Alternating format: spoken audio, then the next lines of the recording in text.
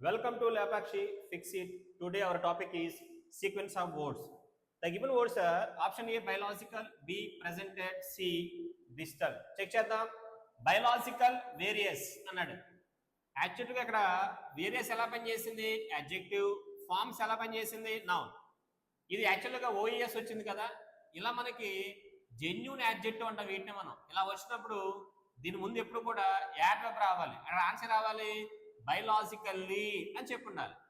Biologically various అని చెప్పాలి. కానీ ఆడేం చెప్పాడు బయలాజికల్. ఇది కూడా బేసిక్ ఏంటి, ఇక్కడ జెన్యూన్ యాడ్జెక్టివ్. ఇది కూడా జెన్యూన్ యాడ్జెక్టివ్, ఇది కూడా జెన్యూన్ యాడ్జెక్టివ్. అప్పుడు ఆన్సర్ రాంగ్ అవుతుంది. ఇక్కడ ఆన్సర్ ఏం చెప్పి ఉండాలి biologically various.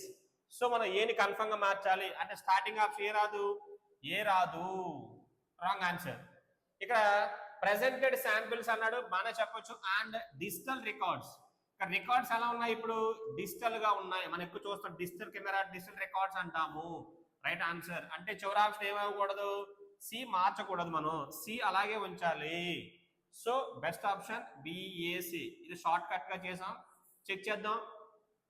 The prosecution biological various.